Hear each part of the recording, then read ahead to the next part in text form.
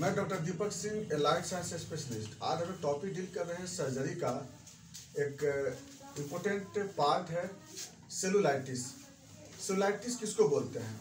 Cellulitis का मतलब ऐसे तो मतलब होता है इन्फ्लामेशन इन सेल, लेकिन किस सेल के इन्फ्लामेशन के बारे में बात हो रही है? सेलुलाइटिस यह एक स्किन का, एक सुपरफिशियल स्किन का एक डिजॉर्डर्स है, जिसमें स्किन के जो सेल होते हैं वो इसमें इन्वॉल्व हो जाते हैं। तो इस कंडीशन को हम बोलते हैं सेलुलाइटिस बोलते हैं। तो क्या होती है इसमें? यह दो बात होती है। सेलुलाइटिस एक डिजीज भी है और सेलुलाइटिस एक स्टेज भी होती है। तो किसका स्टेज है? तो हर इन्फ्लामेशन का एक स्टेज होता है जिसको हम सेलुलाइटिस बोलते हैं। किसी भी सपोरेटिव इन्फ्लामेशन का एक स्टेज होता है। प्लस कभी कभी डायरेक्ट सेल स्किन के अंदर में स्टेफाइलोकोकस या स्ट्रेप्टोकोकस पायोजेंस का डायरेक्ट स्प्रेडिंग डिफ्यूज इन्फ्लामेशन हो जाती है, उसके इन्फेक्शन होती है, उसकी वजह से भी ऐसा डेवलप होती है। तो सेलुलाइटिस एक इन्फ्लामेशन का वह स्टेज होती है जिसमें जो उस स्किन का सुपरफिशियल लेयर जो होती है वो रेड हो जाता है। इसी को हम सेलुलाइटिस बोलते हैं। जैसे इस एपिडर्मिस है यहाँ पर, और एपिडर्मिस के नीचे डर्मिस लेयर होती है। तो किसी कारण से अगर सपोज दैट कि डर्मिस लेयर में इन्फ्लामेशन हो रहा है, तो इसका भी इफेक्ट जो होता है ब्लड वेसल डायलेट होने के कारण ये जो होता है इसका सुपरफिशियल पार्ट जो होता है वह रेड हो जाता है, प्लस इसमें फ्लूइड का एक्युमुलेशन हो जाती है। फ्लूइड का एक्युमुलेशन होता है प्लस रेड हो जाता है। तो एक कंडीशन यह होती है सेलुलाइटिस में। तो सेलुलाइटिस में होता क्या है कि जो सुपरफिशियल लेयर होती है उसमें redness, hot, pain and heat, swelling, ये चारों अपीयरेंस उसमें हो जाती है। जो इन्फ्लामेशन की कंडीशन होती है चारों मिल जाता है उसमें।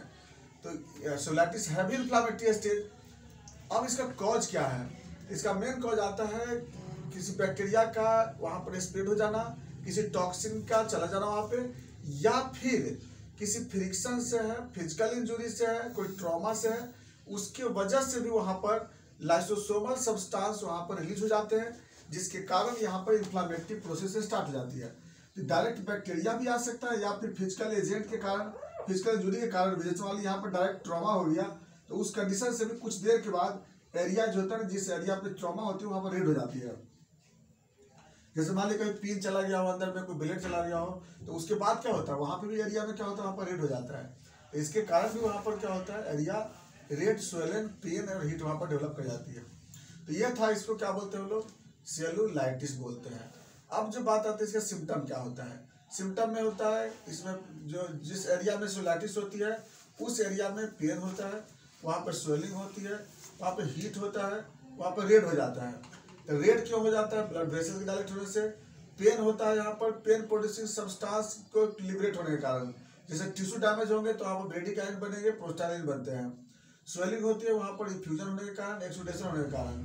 वहाँ पर जो पेन, जो हीट जो होती है उसके रीजन है वहाँ पर कोई एटीपी का सिंथेसिस बढ़ जाता है, या फिर कुछ ऐसे जैसे कुछ जो रिएक्शन होने के कारण वहाँ पर क्या होती है कि वहाँ पर हीट डेवलप होने लगते हैं। तो ये सब कारण क्या होता है कि वहाँ पर ये सब सिम्टम अपीयर होते हैं। इसके बाद क्या होता है कि फीवर होता है पेशेंट को, उसके बाद बॉडी एक होता है, हेडेक होता है वहाँ पर। इसके बाद नेक्स्ट सिम्टम आता है इसमें, जैसे एनोरेक्सिया भी इसमें साथ साथ मिलता है इसमें।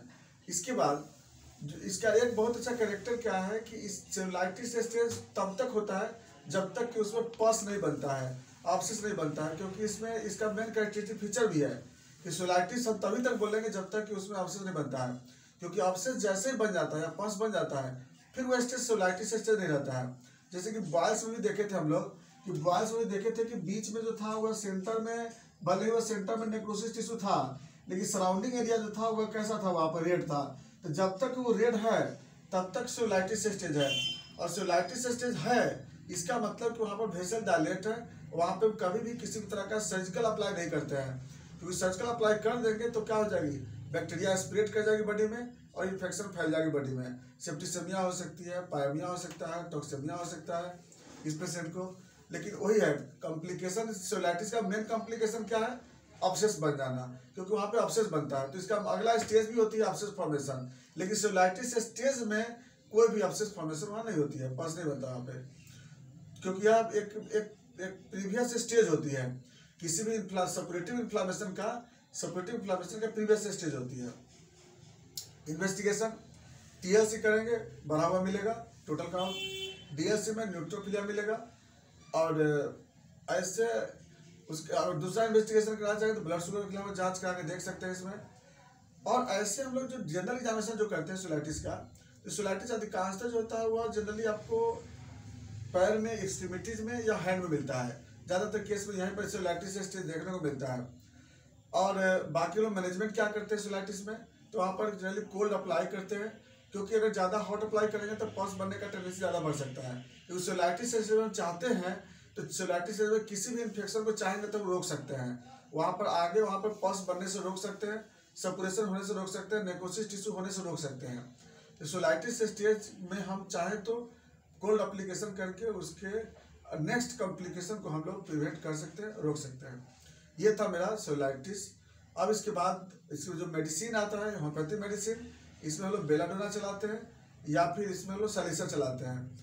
और एलोपैथी मेडिसिन में इसमें हम लोग सिर्फ पेन किलर मेडिसिन देते हैं और सिंपल एंटीबायोटिक चलाते हैं उसमें, क्योंकि इसमें जब तक पस नहीं बनता है तब तक हम लोग कोई हायर एंटीबायोटिक इसमें नहीं चलाते हैं, क्योंकि तो नॉर्मल स्टेज में सोलाइटिस स्टेज है।